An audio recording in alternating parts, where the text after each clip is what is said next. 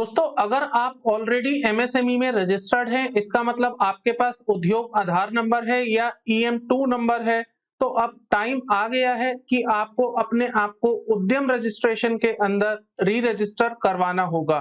तो अगर आप एमएसएमई में ऑलरेडी रजिस्टर्ड होल्ड करते हैं, तो यहाँ पर एमएसएमई डिपार्टमेंट की तरफ से उद्यम रजिस्ट्रेशन के अंदर री रजिस्टर करने वाले ऑप्शन को एनेबल कर दिया गया है। काफी समय से इस वाले ऑप्शन पर कमिंग सून वाला एरर आ रहा था, तो उसको अब ठीक कर दिया गया है। और अगर आप अपने आप को री रजिस्टर कराना चाहते हैं तो आप इस वाले ऑप्शन को यूज कर सकते हैं। वैसे एमएसएमई डिपार्टमेंट की तरफ से आपके उद्योग आधार और ईएम2 नंबर की वैलिडिटी को 31 मार्च 2021 तक वैलिड कर दिया गया है। तो इसका मतलब ये हुआ कि 31 मार्च 2021 से पहले आप अपने आप को कभी भी उद्यम रजिस्ट्रेशन के तहत री रजिस्टर कर सकते हैं।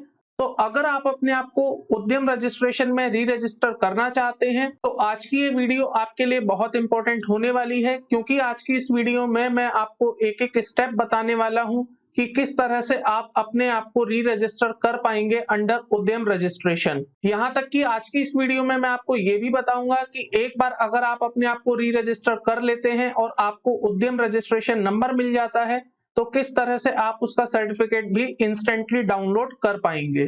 तो बने रहिए मेरे साथ वीडियो को शुरू से लेकर आखिरी तक पूरा देखिएगा, ताकि आपको अच्छे से समझ आ पाए हर वो स्टेप बहुत ही बारीकी से जो आपको ध्यान में रखना है और जो आपको कंप्लीट करना है जब आप अपने आप को री रजिस्टर करवा रहे होंगे अंडर उद्यम रजिस्ट्रेशन। उद्यम रजिस्ट्रेशन के अंदर अगर आप री रजिस्टर कराना चाहते हैं तो आपको कुछ बेसिक इंफॉर्मेशन पहले से अरेंज करके रखनी होंगी, ताकि आपको एप्लीकेशन फाइल करते में ज्यादा टाइम ना लगे और किसी भी तरह की उसमें रॉन्ग इंफॉर्मेशन एंटर करने की पॉसिबिलिटी ना रहे। तो आपको कुछ बेसिक इंफॉर्मेशन जो चाहिए होंगी, उसमें सबसे पहले है आपका Udyog Aadhaar number, email ID, phone number, address, value of the plant and machinery, value of turnover, आपकी एक्टिविटी कोड और इस तरह की काफी चीजें हैं जो आपको वहां पर चाहिए होंगी। तो देख लेते हैं एक एक करके हर वो चीज जो आपको यहाँ पर चाहिए होगी और आप किस तरह से अपने आप को यहाँ पर री रजिस्टर करवा पाएंगे। आगे बढ़ने से पहले एक मैं गुजारिश करना चाहूंगा, अगर आप इस चैनल पर नए हैं तो प्लीज चैनल को सब्सक्राइब कर लीजिएगा, साथ में बेल आइकन को भी प्रेस कर दीजिएगा, ताकि आपको मेरे द्वारा लाई गई लेटेस्ट वीडियोस की नोटिफिकेशन मिलती रहे। मैं इसी तरह की वीडियोस आपके लिए लेके आता रहता हूँ। तो चलिए शुरू करते हैं उद्यम रजिस्ट्रेशन के अंदर री रजिस्टर करने का प्रोसेस। तो अगर आप अपने आप को उद्यम में री रजिस्टर करना चाहते हैं तो आपको सबसे पहले आना होगा इनकी वेबसाइट पर, जिसमें आपको इस तरह का एक ऑप्शन दिखाई देगा, for those already having registration as EM two और यूएम। आपको इस पर क्लिक करना है। जैसे ही आप इस पर क्लिक करेंगे तो यहाँ पर आपको देना है अपना उद्योग आधार नंबर। तो यहाँ पर आप उद्योग आधार नंबर डालेंगे। इसके बाद आपके सामने यहाँ पर दो ऑप्शन है, जिसमें एक ओटीपी ऑन मोबाइल है, दूसरा ओटीपी ऑन ईमेल है। तो आप जिस ऑप्शन पर ओटीपी चाहते हैं वो ऑप्शन आप यहाँ पर सेलेक्ट करेंगे। यहाँ पर मैंने सेलेक्ट कर लिया है मोबाइल। इसके बाद आप क्लिक करेंगे वैलिडेट एंड जनरेट ओटीपी। जैसे ही आप इस पर क्लिक करेंगे आपके मोबाइल पर एक ओटीपी आ जाएगा। वो ओटीपी आपको यहाँ पर एंटर करना है। तो यहाँ पर आपको ओटीपी वैलिडेट करने के बाद कुछ इस तरह की स्क्रीन ओपन होगी।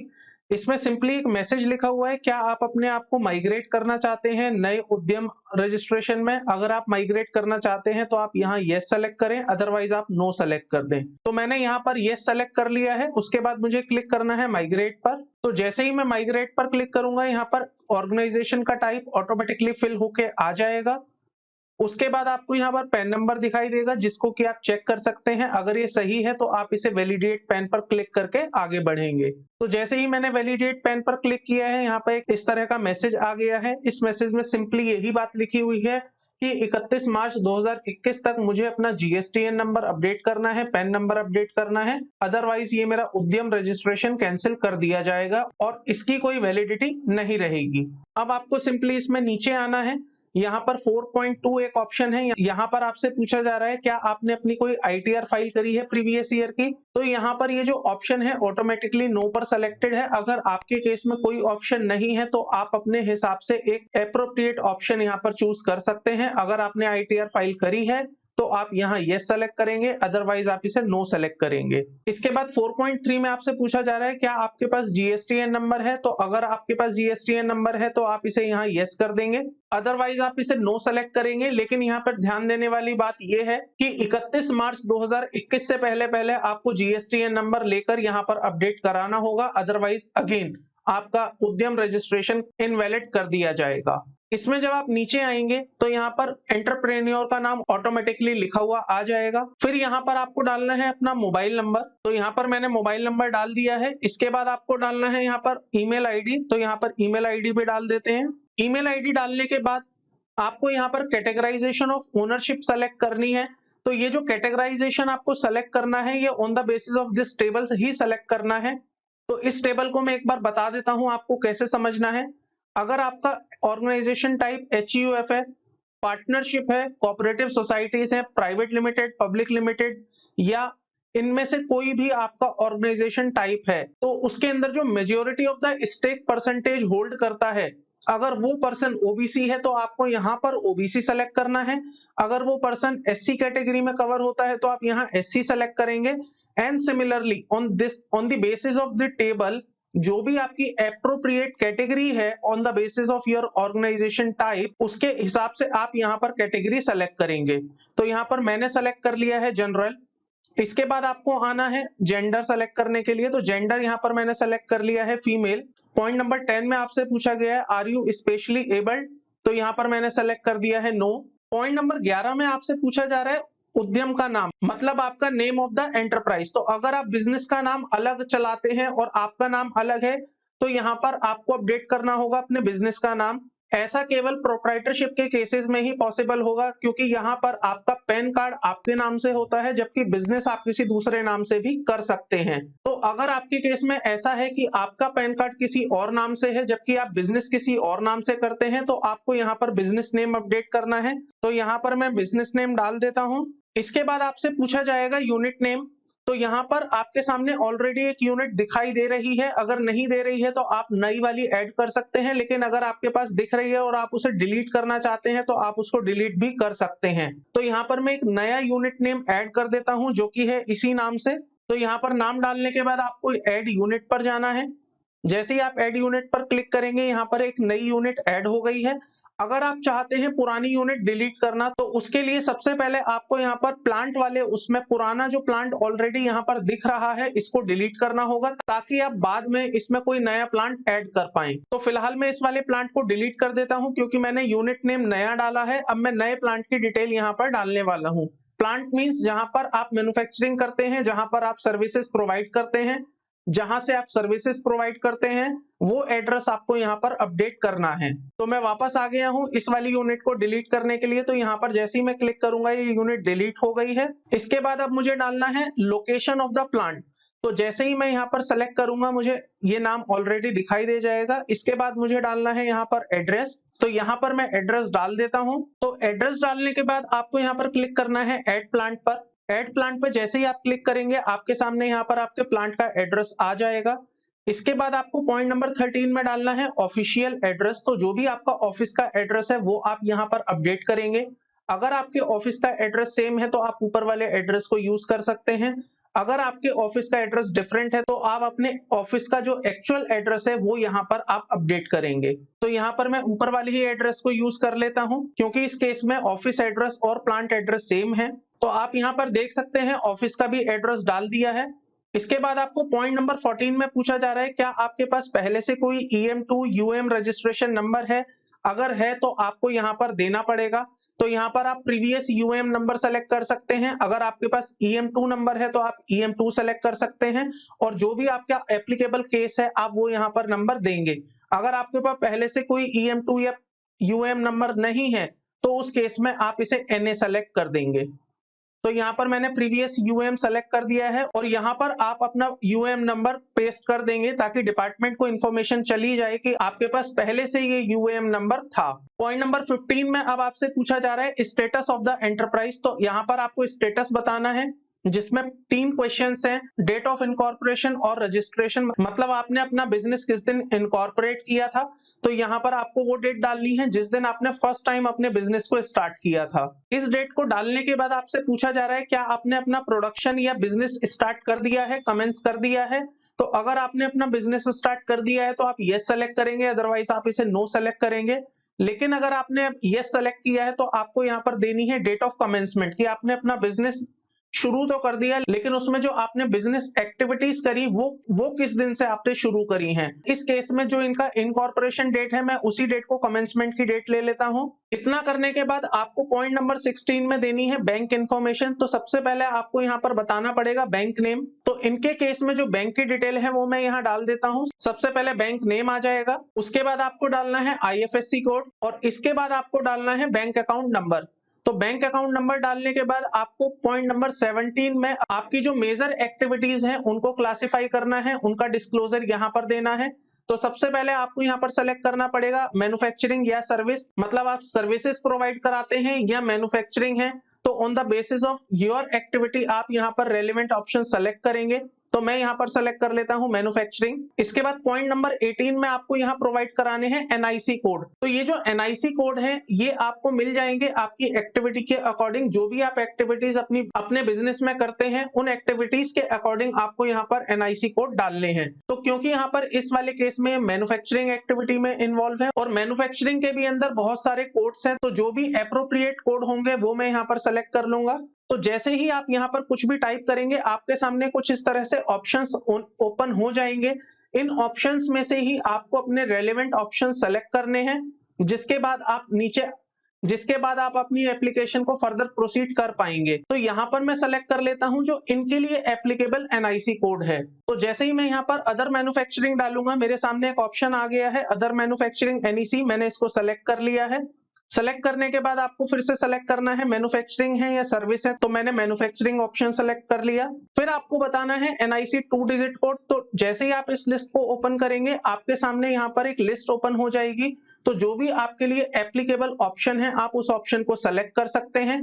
अगर आपके ऑप्शंस इस लिस्ट में नहीं है जो आपकी एक्टिविटीज हैं तो आप यहाँ पर अदर वाले ऑप्शन को सेलेक्ट कर सकते हैं अगर आपकी एक्टिविटी ऊपर की लिस्ट में नहीं मिली है आपको। तो मैंने यहाँ पर अदर सेलेक्ट कर लिया है। इसके बाद आपको NIC 4 डिजिट लेना है। यहाँ पर भी आप देख सकते हैं कुछ लिस्ट है, इसी लिस्ट में से आपको ऑप्शन लेना है। तो मैंने यहाँ पर फिर से अदर ले लिया है। उसके बाद NIC 5 डिजिट कोड।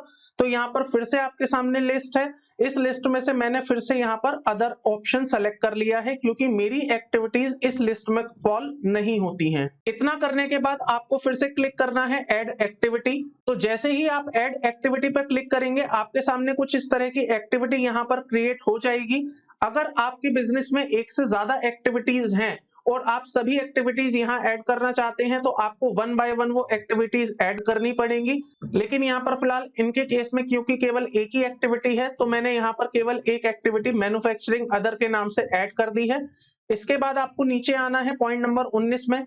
यहाँ पर आपको बताना है कि आपके इस ऑर्गेनाइजेशन में एंटिटी में कितने लोग एम्प्लॉयड हैं, जिसमें मेल पर्सन कितने हैं, फीमेल कितने हैं और अदर कितने हैं। तो यहाँ पर मैंने डाल दिया है मेल पर्सन इनके पास है 12, फीमेल 0, अदर 0। तो इस तरह से यहाँ पर टोटल अपने आप कैलकुलेट हो गया है। जब आप इसके नीचे आएंगे तो पॉइंट नंबर 20 में आपसे पूछी जा रही है इन्वेस्टमेंट्स की detail in plant and machinery. तो प्लांट एंड मशीनरी की वैल्यू को लेकर मैंने एक वीडियो ऑलरेडी बना रखी है, आप उस वीडियो को रेफर कर सकते हैं ताकि आपको वैल्यू में कोई कंफ्यूजन ना रहे कि क्या वैल्यू हमें यहाँ पर लेनी है।